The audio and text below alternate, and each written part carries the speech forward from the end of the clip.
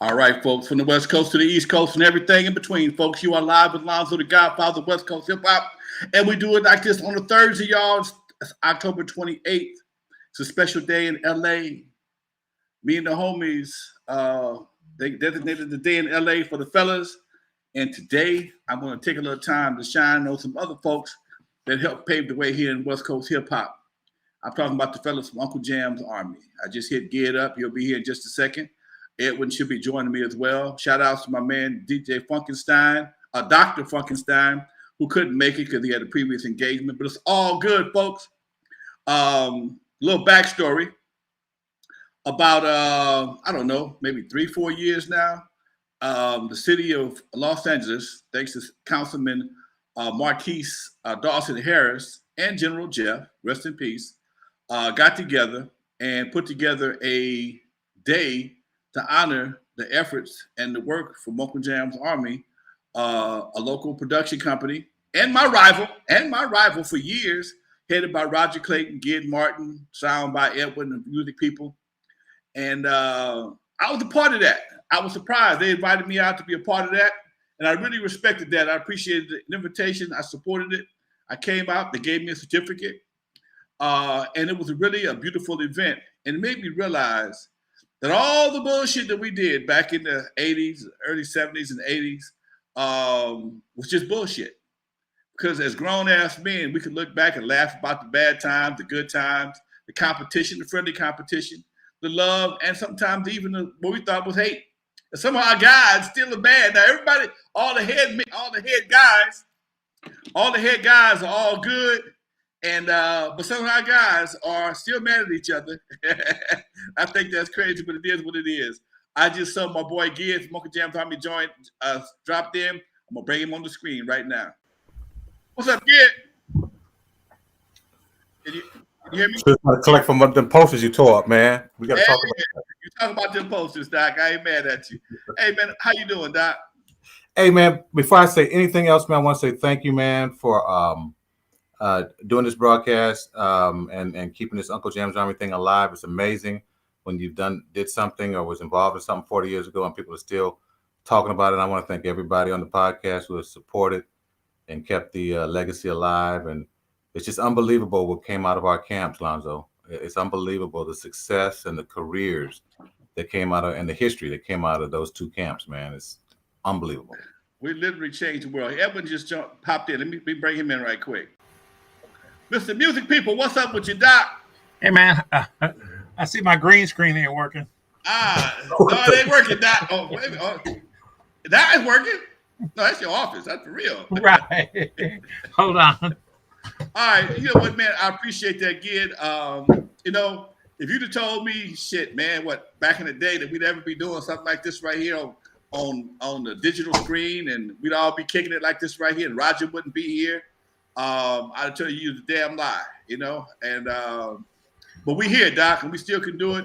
And I think we owe it to ourselves to pat ourselves on the back from time to time, because a lot of people don't understand how much influence we had on today's stuff. I mean, by doing what we did back in the day, made a big influence on what's happening today. I'm quite sure you can expound on that. Yeah, man. And I don't want to, you know, for the Uncle Jammz Army to be lost on anything, man. This is, you know, the city council. Definitely, we stood before them. They proclaimed this Uncle Jammz Army Day, October 28th. I want to do more to keep that alive and keep that out there, man, because that's a big thing, man.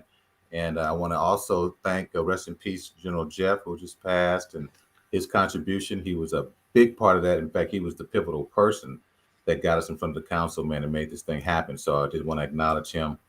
And yeah, man, happy Uncle Jammz Army Day to all of Los Angeles. Mr. Vaultz, how you doing there, Doc? What's up, fellas? Man, your backdrop look like it could be a picture, but I know it's the real. I've been in your house before. It look like it could be a picture. Leave that green screen alone. Hey man, how did the Uncle Jammz Army experience back in the day affect your life, man? How did it make you feel today, especially after doing all we did? How did it make you feel? We kind of affectionately, I know Gid and I and many of the others kind of affectionately think about it as UJA University, and you see a lot of stuff that's going on today, and you don't really realize how much you did in the way of putting it together. It happened organically, but as far as putting the work in, the preparation, the promotions, the production of everything, we did what we did, not knowing that anybody, what we were doing was going to be historical, if you will. And so it taught you how to work hard like crazy. It taught you how to, in spite of what it looks like, you got to stay positive. You got to keep going. You got to keep moving. You don't have the luxury of laying down and quit and saying it's too tough or too hard or anything.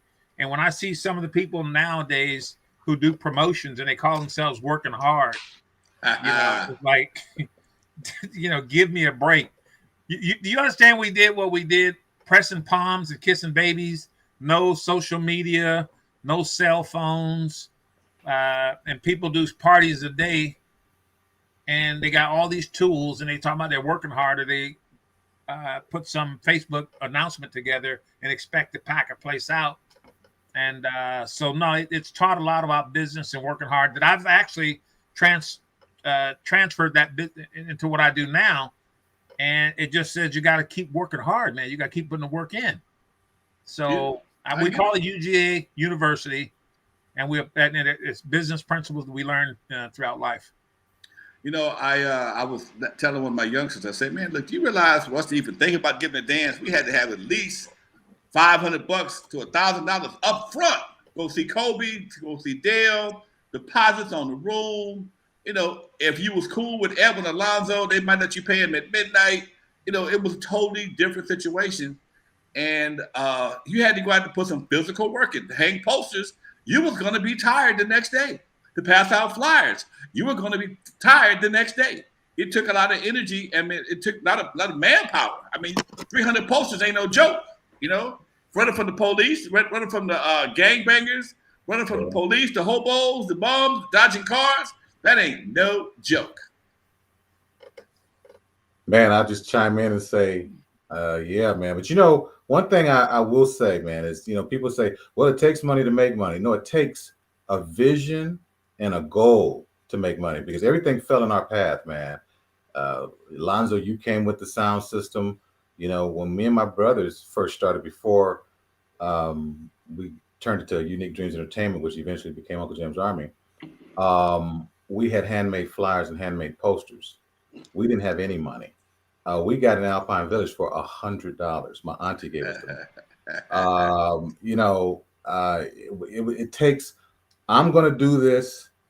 I'm going to stick to it. And I got a vision. And then everything fell out of the sky, man. It fell out of the sky. I mean, how do we get a venue like that for $100? It's impossible. But it came to us, Right. So, and then all of a sudden, we ain't got no sound system. At that time, I didn't know Roger didn't have one, but Lonzo had one. So there you go, and we were able to pay you after we collected our money. So I don't know about it takes money. It takes a lot of heart to make money, I think. Well, you know what? I'm sorry. I might have stepped a little ahead of myself, because you're right. In the very beginning, it was a little bit different.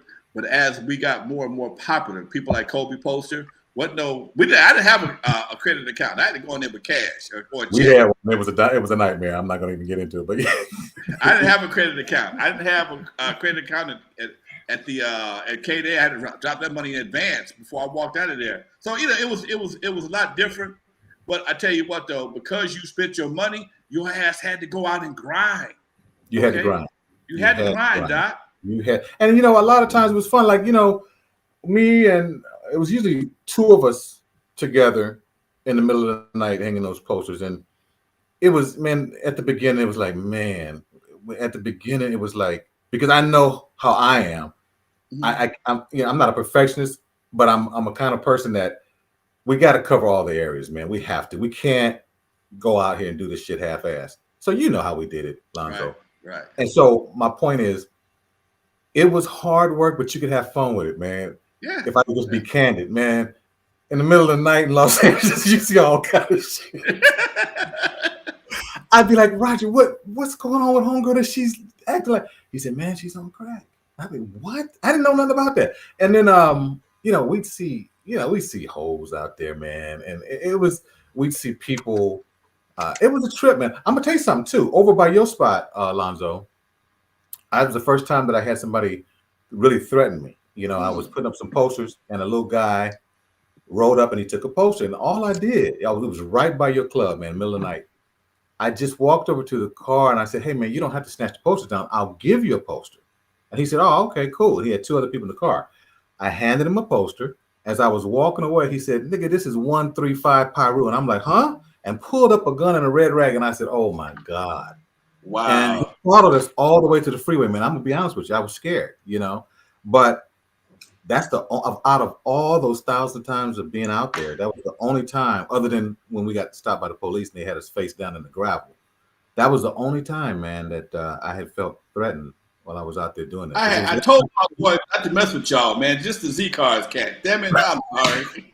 I knew you would come up to it, man. I told him, man, Uncle Jammz Army, we cool with them Z cars, cat. What about it? It was you. What they say, The Godfather? I knew it was you. You broke my heart. Yeah, man, that was crazy. You said the cops had you guys face down where? So we were hanging some posters by the Vermont. Remember the Vermont swap meet was also a drive-in theater? Yeah. We were just hanging some posters there because people went there. Everywhere people were, that's where we hung posters, right? Okay. And so we had a favorite pole that we put them on every direction. And the police rolled up on us, and they had me and my brothers face down in the gravel, man. I couldn't believe it, man. It was hanging posters. Yeah. Got treated like a damn bank robber.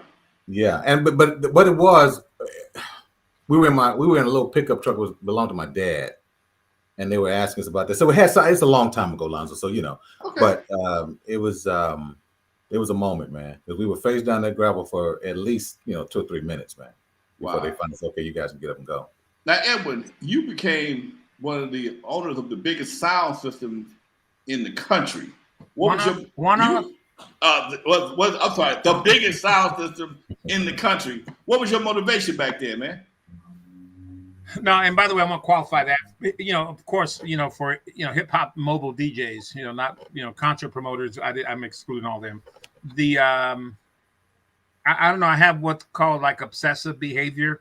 When I start doing something, I just if I go to a store and go to the 99-cent store and I buy some napkins for the dryer, I can't just buy one. I come back and my son says, do we really need 12? So when I start accumulating speakers, I just kept accumulating and kept accumulating and kept accumulating and on. And then I just wanted the ability to do multiple events. I was servicing a lot. Some of the stuff that some people don't know, I actually had weekly contracts with like 4 different clubs. Okay, so I was. What were those clubs? So for education purposes. Tiberios. So Tiberios, I had a sound system that stayed at Tiberios. I had a sound system that stayed at Ben Apple. I had a sound system that stayed in the Highwaymen, and then there was a club called the Cattle Barons. Okay. So I could on Mondays like go around and collect money from the sound systems that I had in different clubs, and then I needed a sound system for when we did our own dances, and we did Uncle Jammz Army events, but at the same time, I may have 3 or 4 other events that I'm supplying sound systems for. Okay. And then in addition to that, Uncle Jammz Army being the #1 hip hop dance promoter, there was another promotion company, which is in the Asian group. It was Jimmy Corpus and DJ Mr. Edwin. So when I went to the Asian group, I provided the sound, but I always said the DJ then as well. Okay. And I typically, I look at myself as an owner, not a renter. So I would, if I wanted to have enough sound system to do all of it at any given time, and we're just hoping and praying that they all didn't fall on the same nights, which they never did. So I just kept expanding, and then in addition to that, every kind of hookup I could get, I got. I mean, whether getting speakers, and for the record, and I've never said this publicly, as an example, on the speakers, back then, B36s and PD18s and D32s and stuff. PD18s, God. Yeah, they would cost Lonzo. V35s. Huh? V35s? V35s, yep, I had them all. And so people thought, they thought, oh, he's got this unlimited amount of money, because all of a sudden these pairs of speakers that would cost like $1,500 a pair, and having like 100 pair back in the day, and people like they did. You start doing the math along with the turntables, the 1200 Mark IIs, and the BGW amps and stuff. But just the story with regard to the speakers, I couldn't have afforded to buy that many speakers. And what happened was I was going to get a case made at a place called the Cure Sample Case Company, which was on Broadway and Martin Luther King. Okay. I want to get a case for some speakers, not for speakers, but records. So I walk in there, and a guy named Steve DeCure, he's taking me around his facility, showing me how they make stuff. He says, oh, by the way, over here, before Cerwin Vega start building their own speakers, he says, we used to make all the speakers for Cerwin Vega, the cabinets, and then we shipped them the cabinets, and then they put them together. Okay.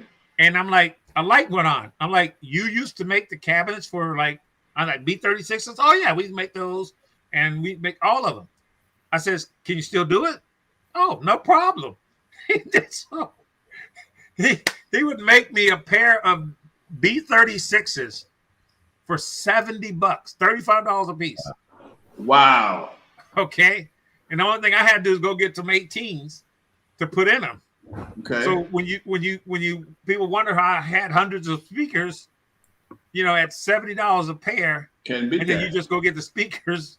I says, hey, can I get some PD18s? No problem. How much? $35 a piece. You know what I mean? Wow. And to this day, I ain't never said that publicly. Okay. I got the exclusive. Thank you, Doc. Yeah. I appreciate it. Hey, I want to comment on what Edwin just said. Go ahead. So,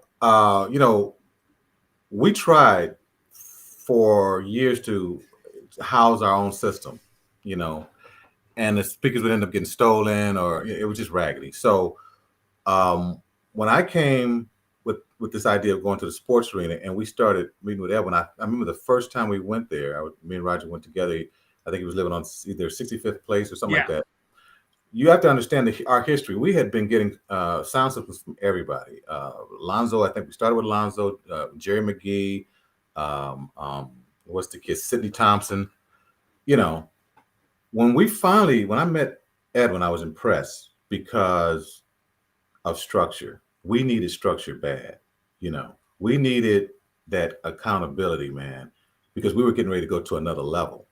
And so Edwin, the marriage between music people and Uncle Jammz Army, the timing was perfect. And I was so impressed, man, that here I've been going out of the community to get lights and stuff like that. And there's a one-stop young black man owns his home. I was amazed, man. I really was. I was very impressed, man. And I knew that this was going to be a good partnership, And when I would go to the sports arena early, man, to check on how things are going, and Edwin would be there, Edwin would be sweating from head to toe because the sound had to be perfect. Lonzo, the sound is huge. It's everything, man. And so for us to go on a sports arena, really we were on an experimental basis because I think Edwin had like 100 speakers. And I think, I don't know how many, you know what I'm talking about, they run amps. I don't know how many amps you had. Oh, yeah. But you had at least like 5 racks. I don't know. It was crazy. Yeah. And I just watched you work, man. And I watched the way you went about business, man. And I said, man, this is good for us, man, because, we had a good thing going, but we needed to tighten it up. And at that point, before we went to the next level, we were able to tighten it up. And so I just appreciated his approach to the business, man. I mean, the shit was organized. We're in the backyard. He got an office. At 20 years old, man, I was impressed. I'm not gonna lie. I said, a black man, I can get all my lights, my speakers, and everything I need on 65th in Normandy. I thought I had to go to Hollywood to get everything. So, hey, man, that's the kind of shit that really helped us. Well, go ahead, Edwin. Hey, Lonzo, and to by the way, thank you, Gabe. But to the point, here I am building this massive sound company. I needed some clients to keep to work them. We were years now, baby. You understand me? Like, we didn't stop. who is out there consistently doing something. Year I wasn't looking for round. just a one-night hit. You know, who is doing the most events? So that's why I went and got the contracts with the clubs, you know, to rent those. What promoter is doing the most events? Uncle Jammz Army. And I set my eyes. I was like, okay, we got to get that deal. One day, Jerry McGee couldn't. He overbooked. So The rest and is I history. ended up working. And then I'm like, so I ended up taking twice as much as Jerry would normally bring for the same price because I'm trying to close this account, right? And boom, from that day forward, you know, Match we start made in working. heaven. Yeah. You know what? I'm gonna say this while I get Edwin is sitting here, man. And I went to his. I forgot what I went to his house for. I wasn't. I don't think I was ever a customer. I think I might have been to a pair of speakers or something like that. And I took him back, and I saw his office in the back.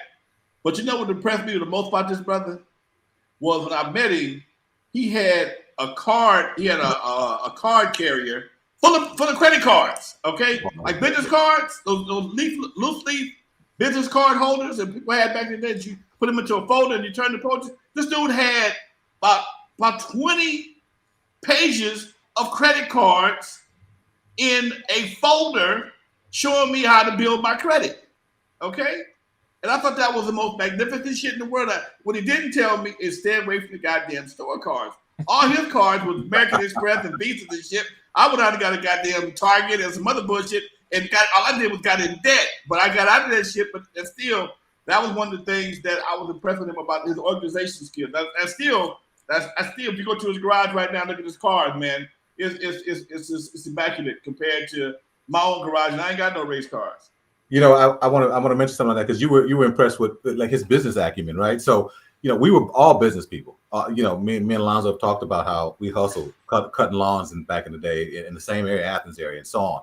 But I was always a guy who could make something out of nothing. You know, I mean, I could figure it out. You know, let me see, can I cut some lawns? Or I was always starting businesses, right? So when I came to Edwin's, there was another thing that really impressed me.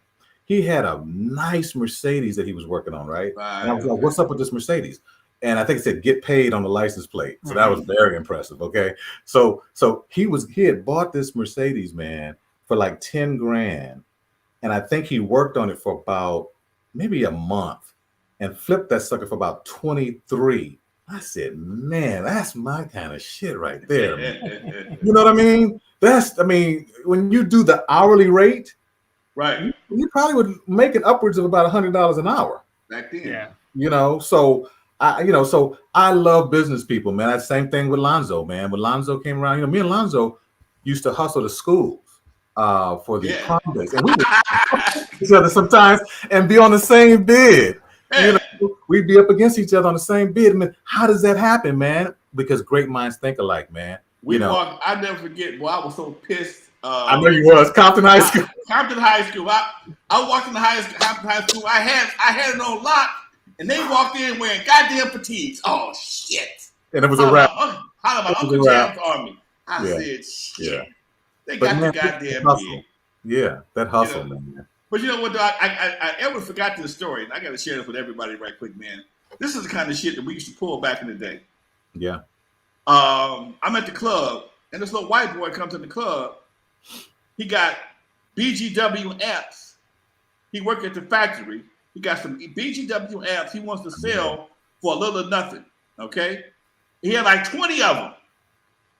And I didn't have enough money, so I called Edwin. I said, Edwin, hey, man, this cat got BGW amps over here. They're legitimate. Come by the studio, check these motherfuckers out. Edwin come by the studio, come to find out they was Edwin's amps.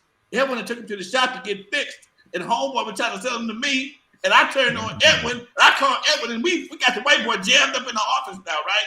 Nobody got mad. Here's how you handle business and what he always thinking. He didn't get mad. He bought the amps from the white boy a lot cheaper than. Did you buy them? He just gave them to us. No, he ended up giving them to us. Okay. All he wanted to do was get out of the office. Okay. He didn't want no problems. Okay. Edwin turned back around, and I think he got paid for him on the insurance deal or something like that. Hey man, that was some cold shit. So we've been doing shit forever, and I just love the fact. Gid said this. I saw Gid at the district a couple of weeks ago. We were sitting outside, hanging out with Steve Bradford and Elson Butler, and some more folks from back in the day, and we were just thankful for being here, man. You know, just thankful to be healthy. Everybody on this page is 60 plus. Edwin's probably the senior citizen on this page right now. Fuck you. I know you're gonna say fuck you.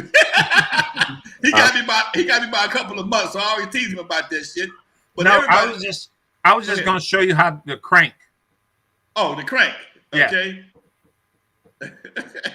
That's the crank, y'all. Edwin. But nonetheless, though, man, here we are. Like I said, we've been hanging out, doing business off and on, man, for 40 plus years. And we can sit here as grown-ass gray men and talk about them days. And if there was any animosity, you and I never had a problem. Evan and I never had a problem. Me and Roger always got into it, okay? And I never understood you guys' relationship. It was one of the baffling aspects of everything that I went through, man. I would see you guys. It was the epitome of love-hate. That's the picture of me and Roger, folks. Yeah, wow. I'm gonna take y'all out for a second and let people see a picture of me and Roger. Okay, that's one of the few pictures of me and Roger Clayton from Uncle Jammz Army, folks.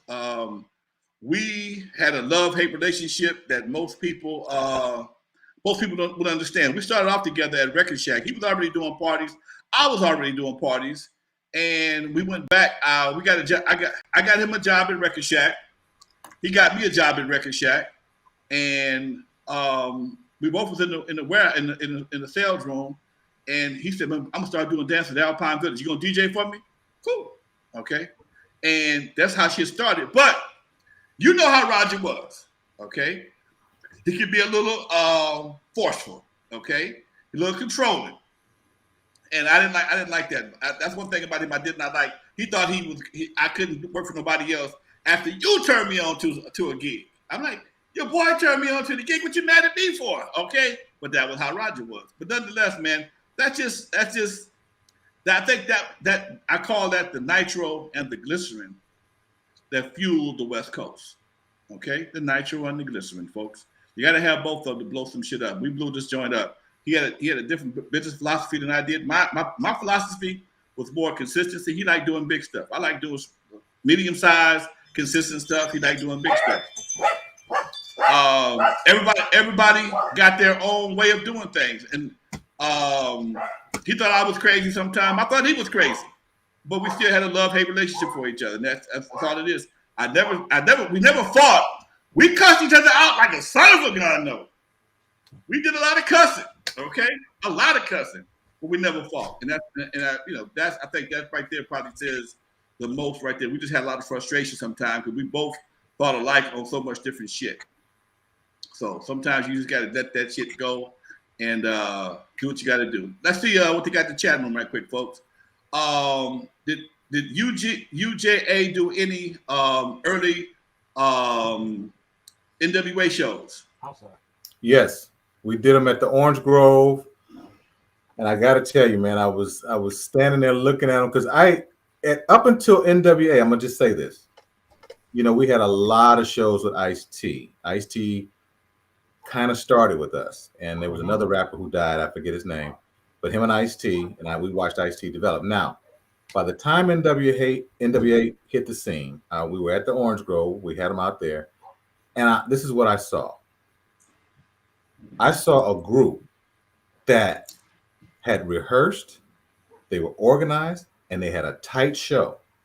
And it was so different because up until that point, it was basically get all your homies all on the stage at the same time. Everybody got on low, and everybody just walks across like, yeah, nigga, yeah. And when I went to the N.W.A show, I said, wow, this is like an R&B set. I mean, they had a skit that Eazy-E did. I how hard Ice Cube worked. I said, man, that dude is working. So it was a very different experience, man, to watch those kids. We also had them. No, we did not have them in Pasadena. I'm sorry. We had them in Orange Grove. So to answer the guy's question, yes, we did have them. That was the only time we had them, though. We got a couple of people. Creative Artist Magazine says, "Legends, enough respect." Sir Leroy, what up though? And he also asked, "Where's Egyptian Lover?" I don't know. Okay. Edwin probably talked to him more recently than I have. He does.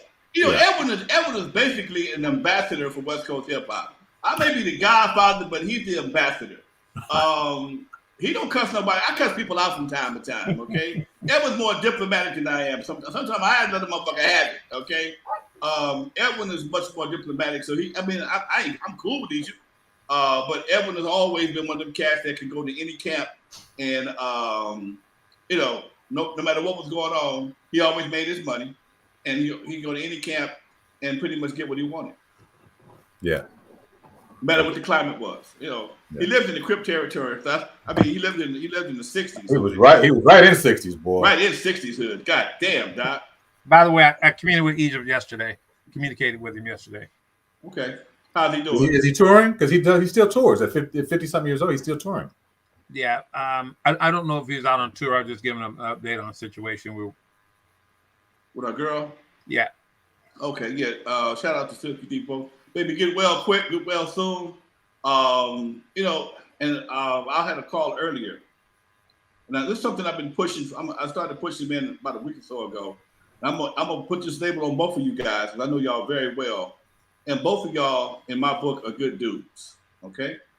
And a good dude is somebody that comes pre-approved from another good dude.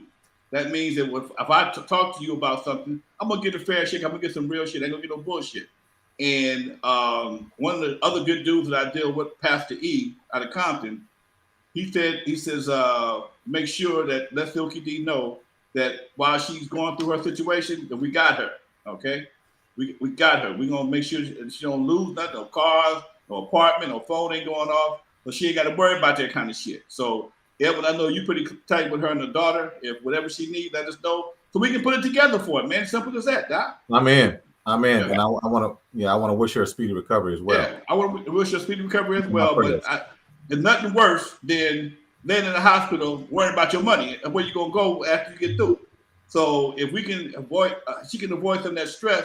Like I said, I know damn well she got a lot of love out there, and folks will kick in to make sure that when she gets out the hospital, she'll have a refrigerator full of food and phone will still be on, and whatever else she needs, it'll still be standing. And that's something I think all of us good brothers, good dudes need to make sure that not only for her, but anybody else that's in our little circle that's in need, man, step up for them, Doc. No, all we got is us. I agree, brother. Preach. Yeah. We a bunch of old ass orphans. We ain't got no mama. Sorry, no offense, but you know, it's us. This is it. We front line, baby. We front line. We front line. Okay. So that being said, we got to make sure that we look out for each other. And like Edwin said last week, stop getting together just because somebody died. Okay, that's some bullshit. That's why I'm doing this today, man. That's why I'm doing this today. It don't make no sense for us just to get together and mourn somebody. Let's celebrate something. This ain't my day. It's Uncle Jammz Army Day, and I'm able to host it. Damn it, I'm gonna host it. That's what we do. That's what you're supposed to do. Yes, sir. Uncle Jammz Army Day, 2000. What year was that, man? 2017? 18, I think. 18. Okay. Yeah. That was a hell of a week, man. Big deal. They don't just give those plaques and certificates away, man. No, and I got one. I was so glad to get one, man. I was surprised I got one. Right. You guys remember this? From Miller Beer? Let me see. What am I doing? Break it down. Back up a little bit. Okay. Uh-oh. Back up just a little bit. What we got there? You got a special sign from Miller Beer. Hold on. Okay, so this was Miller Beer was working through. You actually went to which way am I going here? Okay. Another Miller Beer. That's me, Okay. Egypt, and Roger. Can you see it? Okay, I got it. I see it. There you go. That's good right there. Can I tell a story about that? Well, please do. Okay, so if you remember, Lonzo, some guy came in town representing. He was a third party working on behalf of Miller Beer, and he was looking for talent all over the country. And so he had heard about Uncle Jammz Army. I think he had heard about the Wrecking Crew, and they took us to dinner at the Speakeasy. Do you remember that? Speakeasy. Okay. It's off of Santa Monica Boulevard. I was there. Yep. Okay. If you say so, keep going. Yeah, so it was me, you was a speakeasy DJ, and some of the prominent people who were shakers and movers in LA at that time. So afterwards, me and Roger received a contract. We mailed a contract to my house. The contract was about this thick, and it basically wanted exclusive on Uncle Jammz Army, and it wanted to have a sign that they would have exclusive rights to the name and stuff like. Because we read through it about the we were looking for the money, because you remember we're all hustlers, right? Right. So when I was always interested in getting some corporate money, especially once we started doing the sportswear, because you remember I brought Coca-Cola to the scene.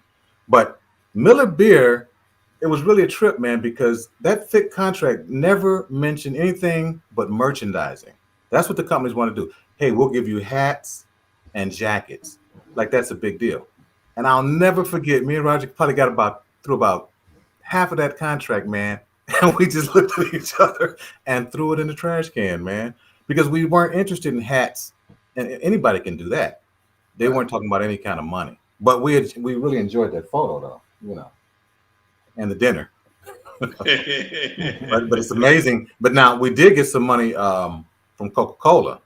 I don't know if you remember Richard Franklin. He was the liaison. I remember the name, baby. Yeah. Yes. He came out to the sports. I had tried to tell people that we had something going on, man. And when they would come, their mouth would hang open. I mean, he came on stage. I think New Edition was on stage, Bobby Brown and them, and it was crazy, man. It was boom, And he came with hats and jackets and stuff. But he eventually gave us some money because we helped him with the first annual music jam that I think the Coca-Cola tried to do. It was their first and last. But we got some money then. But it was hard to get that corporate money, man. But I was trying to. Al Heyman was one of my heroes, man. And when he jumped in with Budweiser, I said, man, that's the way to go. You know what I mean? Right. For some reason, I couldn't. We just really couldn't get that connection for some reason, man. But wow. Yeah. I guess maybe because our crowds were kind of young back then, Doc. That probably so. Yeah. Coca-Cola, yeah. Budweiser, probably not. And if we got one of them cool cigarette deals, we get frowned upon. So it might be a little bit different. Yeah, maybe so. But what was your most memorable time, Gid? I'm asking you the same question, Edwin. What was your most memorable time back in the day with Uncle Jammz Army, or just that time in general? Man, we had so much fun. It was just amazing to be like a local celebrity. Always wanted that. Roger did too. I started hanging out with Roger when I was 17 years old. And Roger was how many years older than you?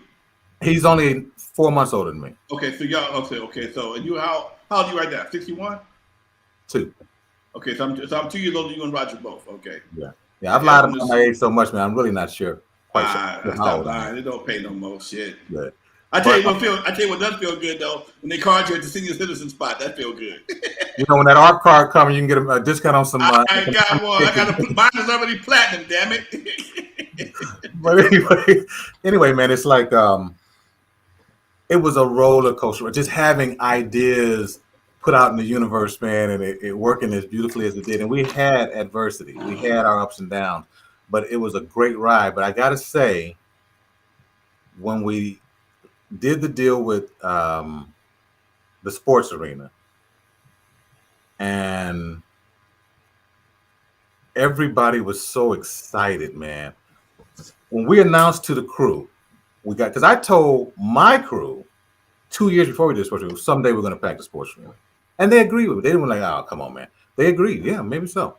So when we finally got the sports arena, man, that was a crowning moment because it was packed. It was surreal. I mean, it was like, wow. So I would say that was probably, and then when the LA Times came out and interviewed us at the Veterans Auditorium, Don Snowden from LA Times came out and did a 4-page spread for me to go out and get the Sunday paper, man. And I must have bought about 10 of them. And call my buddies, and man, I'm in the LA Times. That was a moment, man. They did us the same time. Yeah, they had this crosstown rivals. I still got one of them. I still got copies of mine, man. I don't throw away shit. No, I don't either. I still got the copies. It was on microfiche in the central downtown at the library. I was able to get it. Now, they probably got it on some other format now, but Yeah, man. Those two things were huge. You know, and at some point in this broadcast, man, I definitely want to talk about our alumni, but we can talk about it later. But go ahead, Edwin. Edwin, what was some of your favorite times, man? Oh, Trust me. Too many to remember, man. But I tell you one, just real quickly, a couple times, and one time I remember we were counting at the sports arena, and of course, these kids come with these small dollar amounts, and we there were a couple of $100 bills, a few more $50 bills, quite a few more 20s, and the smaller the bill, the bigger the pile, and we were counting forever. Ooh, wait. By the time we got down to the $1 bills, I was almost like, y'all can take them. It's just, I mean, if you could imagine, you're sitting there counting all this money, and then you get down to the $1 bills and stuff, and like, that's too much to count, man. Just take it. We didn't say take it, but we felt like that. Okay, and then just all the times together. Yeah. The camaraderie and doing the shows and stuff like that. You really don't know how special those times are until they're not here. Yeah. And looking back and like going to the hot dog stands at the end of the night, Tommy Burger, and hanging out with the fellas. Fat Burger. Huh? Fat Burger. Yeah, Fat Burger, fun. Denny's. Hey, we go to Denny's, we have what's called a Boogaloo walk sale. What's that? Okay. So the Boogaloo walk sale was you ordered all this food at Denny's, and you ain't got enough money to pay. You ain't got enough pay to pay for it. So, like, say if your bill was $10 and you had 3, you could put up $3 and then walk. Then the next guy, he could put up $4, $5. He can walk, and the guy who was there, the last one, either he gets out with the money or he got to pay the bill. Hey, you know what? On that note, I got to mention just 2 things real quick. One, Lonzo, I know you remember this. So after Alpine Blizzard, we would go to the Denny's in Carson. Right, and it got to the point where they gave us our own room. We had our own room. And I never will forget when we had that food fight, man. That was bananas, man. It's stuff like that, man, I will never forget. And I also want to say something. I used to get a little upset because we'd go and guys would come from all over and eat, and they'd eat before they told us they didn't have no money. You know what I mean? And Roger said something to me, man, I'll never forget, man. Roger said, look, kid, man, we're going to make sure everybody eats. And, Roger wasn't always, No. You know what I'm saying? Right. So that really hit me, man. He was like, man, we're going to make sure everybody eats, man. And so he didn't mind that, a lot of people came to that table, man. And if they didn't have any money, we made sure they ate. So, just something. I think the craziest thing I ever seen him do, aside from that goddamn karate move with the guy with the bloody bumper jack handle. Oh. I got to tell y'all, if y'all ain't heard this story, it's a true story. It's a true story. Me and Roger used to always compete at Alpine Village, play the hot record, okay? It was his dance, but he hired me to DJ, and then I'd be working the crowd for 3 or 4 hours. He'd come in about midnight and want to take over. With a cape on. With a cape on. And he had some incense and some flash powder in an ashtray. He was the Ace of Dreams, okay? Wow. And one night, the party was cracking. And Roger came on there. We had our argument. He wanted to play Flashlight or Knee Deep. Flashlight or I must have been Flashlight. Because I could boogie wasn't out yet. Anyway, the record, Roger plays the record. I go sit by the van. All of a sudden, the crowd in the place started acting real funny. People started moving and running around. What the fuck going on? This dude had went berserk with a goddamn bumper jack handle. He was cracking heads like it was nobody's business. For whatever reason, I don't know if it was a Sherm head or what, but he was cracking heads left and right. I looked at the stage. The record had gone off. Roger was not there. I went to go toward the stage. All of a sudden, homeboy's coming outside, and Roger's talking shit to this dude. The homeboy got a bumper jack handle hand, blood running down this motherfucker's hand, like Freddy or some shit, with the bumper jack handle in his hand, about to crack Roger's skull. Roger in this shiny ass suit, tight ass suit, with a cape on in a karate stance, got homeboy thinking. Okay, he got homeboy thinking. I'm like, Roger, what are you going? What the fuck is going? What the fuck you trying to do? Fuck this motherfucker, Lonzo. Fuck this motherfucker. And for whatever reason, homeboy did not put that bumper jack handle on Roger's ass. Okay. Well, he backed off. He backed off. He backed off. Okay. I was right there. I was right there. I thought that's it for Roger. That's it for Roger's ass. Okay. He jumped off the stage and went into a karate stand. That dude was like, "This dude might be crazy. He might take this bumper jack and whoop my ass. He might be crazier than my motherfucking ass is today." And that's an absolute true fucking story. Okay. Yeah. And Roger was very lucky that night. He was blessed. He had angels all around his ass. He didn't even know it. Okay. But I never known him to be one of the most what you call it, pugilant brothers. Never known to be a very pugilant brother. Okay. But he can bullshit you. I ain't mad at it. But yeah, man, we got about 15 minutes left. Anything y'all want to cover before y'all get through? What made y'all leave, man? What made y'all stop doing what y'all was doing? Well, hey, before we go to that, Lonzo, go ahead. I mean, the story of Uncle Jammz Army wouldn't be complete without talking about we call them the 3 Ps, which is the production team, the promotion team, the production team, and then the performance team. And take a minute to talk about the promotion team, because we can't get off this call without mentioning a lot of people that had a lot of impact. You know, from the Bleeps and Dr. Funkenstein. All that. Give me some day ones, man. I know them. You give me your day ones. You talking about as far as who was with us and stuff like that? Alpine Village day ones. Man, you know, I wish I knew everybody's name, but I'm going to say Dave Storms, right? Clifton, Dr. Funkenstein. Dr. Funkenstein, yeah. Bleeps. Bleeps was a very good DJ, man. He was the best. He was the best. He was just before they started, you know, with the scratch and stuff like that. He was a smooth dude.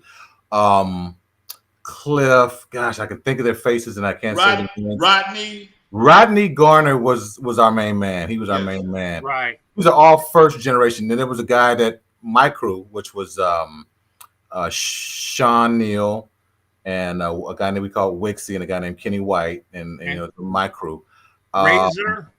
Razor was a second generation, right? The Jammz Army. With the first generation, with those guys, those were the first ones to put on fatigues and show up at Alpine Village. That was another. Star Woody was there, right? Alvin Wood hung out with us. He was always there. Yes. Yes, sir. Yes, and he helped us with the promotion stuff like that. Yeah, man, and these are real special cats, man. We had a lot of fun with these cats, and I hate that I can't name everybody. But then the second wave of people came, and it was, man, Egypt, Bobcat, Battle Cat, Razor was real important to the organization, you know. Troy, rest in peace. Right. We had a cat that rolled with us named Israel. Nobody knows about him, but he died early on. We had another guy, and I wish I could remember his name. This dude, man, was fearless, and we needed a fearless cat. We had Hatchet George. He's on the picture. Hatchet George, man. We had some fearless cats rolling with us. We went to Long Beach. The Insanes decided they wanted to get in with the money they had. I explained to them, I can't let you in with $3. They refused, and I hate what I had to witness, man. Because the cats that was rolling with us, they didn't play. They played for keeps, man. I mean, oh God, come on, man. You know I'm talking about. Huh? Jerry Curl, he's doing a little time right now, to be honest with you. But JR. These cats are calling me right now. They're fearless. They were fearless warriors. So nobody could run up on Uncle Jammz Army, man, ever. And I remember we were at the Holiday Inn, and it was like out of a movie. They rushed up. Our guys took it over from there. They were whooping ass in that parking lot. Seriously, man, whooping ass. I'm talking about the cats I've just mentioned. And I got the little money. We ain't made that much money. It was a small venue, but I had the money. I'm walking in the lobby, and a big, tall dude and one of his guys is coming towards me, and he's going to get the money, and he's going to whoop my ass probably. And I got another cat that used to hang out with, I forget his name, little short guy. He's talking shit. And in about a minute, we're going to have to make a decision, and I'm going to have to, you know what I'm saying? Out of the blue, like in the movies, Hatchet George runs over to the lobby, and you got the white people at the desk, and they're horrified. Snatched the phone out the wall. It was one of those dial phones, you know. Okay. Hit that dude flush against the side of his head, man, and he went down like a timber tree. I'll never forget that as long as I live, man. I mean, just to have the wherewithal to look at the situation and say, okay, I got about 10 seconds to do something, run over there and snatch that phone out of that socket like that, man, and hit that dude upside his head and knock him out. It was crazy, man. I only had about 30 seconds before I was going to be confronted with that guy. And I don't know if I was going to win that battle, brother. I'm going to be honest with you. He was a big dude. Hey, so that's just one of the stories, man. Right. And then, hey, Gid, I just want to also make sure, because there were so many people that were just so integral in pulling everything together. We even have Silky D, which did the some of the sounds on the Yes, Yes, Yes album. We have Miss Vicky, who was right there, and Muffler. Nisa? Muffler. But if I'm saying, in other words, I want to take whatever time we have and give a shout to some of the team that made it all together. General Jeff. I mean, and it all came together because we had the promotion, the production, and the performance team, and everybody stayed in their lane. Okay. Yeah. We went out in promotion. Our team, music people, we handled production to make sure everything was up and running. We don't want to forget Lester either. Yeah. Oh, Lester. Yeah, Lester on the promotion team. He was a part. We invented the word street team. You know what I mean? So, and then on the music people end, we got Duke, Mr. Duke. We got Andre. We got Peabody. We got Madison, and then Coco. Little Egypt too. Little Egypt was with us. Little Egypt. You know, we got so many people. And listen, if we forgot your name, man, I really feel bad about that. Right. Just Charmaine was with us. Yes. You know, chalk it up to our old age, and we just are slipping right now. We should have been probably a little better organized with regard to having all the names and recognizing people. Any other interviews, we will have those intact. And then the performance team with I mean, it started with Egypt. I mean, that's when we went to the next level. That started with Egypt. Egypt put on a turntable exhibition, man, that a lot of people had never seen. Nobody knew nothing about no triple threat and all that. And then Bobcat comes along when we were doing the playpen and just learned his craft. And his hands were so fast. I mean, these guys, man, revolutionized the whole DJ game. They really did. Battlecat came to us much later and did his thing, you know. Even DJ Pooh was really before Egypt. DJ Pooh was the first, you know, DJ Pooh is a real serious dude right now. And I'm not just talking about when I last saw him, and I haven't seen him in a few years.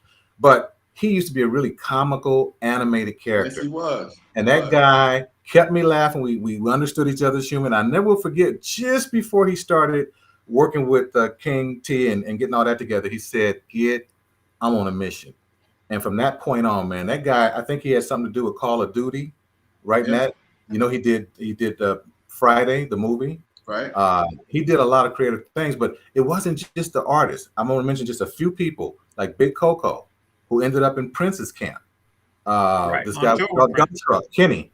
You know, we picked him up in Texas somewhere. He ended up in MC Hammer's camp as a security. We had a guy named Brown, tall dude, who was in our camp, and now he was running all the arenas like Pasadena Civic Center, stuff like that. So people left our camp, man, and did great things. And Lonzo, I know you got stories too about your camp, but I'm just amazed, man. This y'all day. This your day today. I'm just amazed at the talent that came out of our camp. And I never, ever expected anybody to come back and say, oh, man, you know, you owe me something like that. I mean, there were some beefs that people had. People start whispering. They leave the camp. You know, Russell Simmons got a lot of our guys. It's okay because, listen, they were talented and they deserved to make the kind of money that they made working with people like LL and Houdini and stuff like that. So I'm just really proud of everybody who came through our camp. Yeah.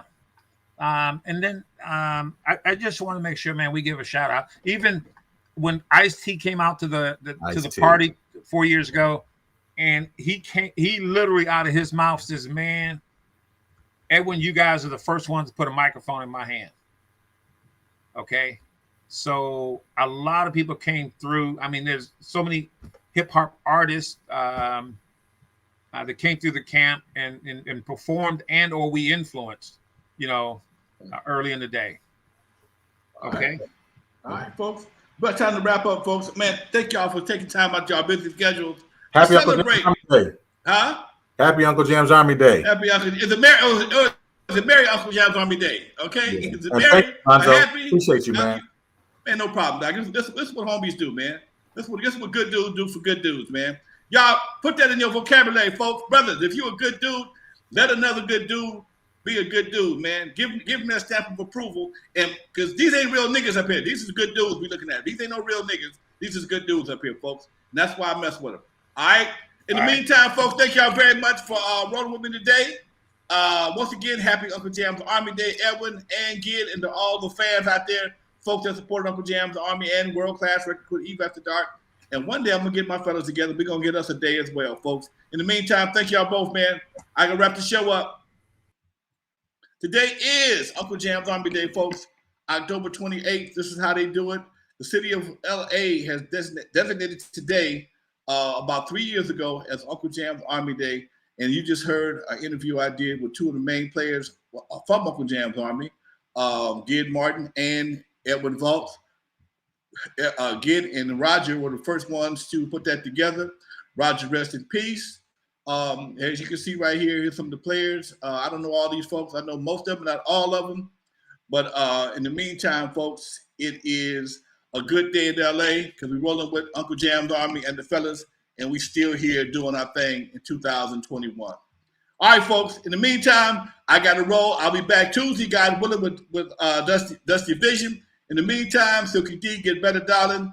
We love you. All right, folks, here we go. From the West Coast to the East Coast and everything between, folks, you are live with Lonzo, the Godfather of West Coast hip hop. From Eve After Dark to concerts in the park. This is how we do it, folks. We do it live every chance we get right here on Facebook, YouTube, and Twitch. We out. Peace.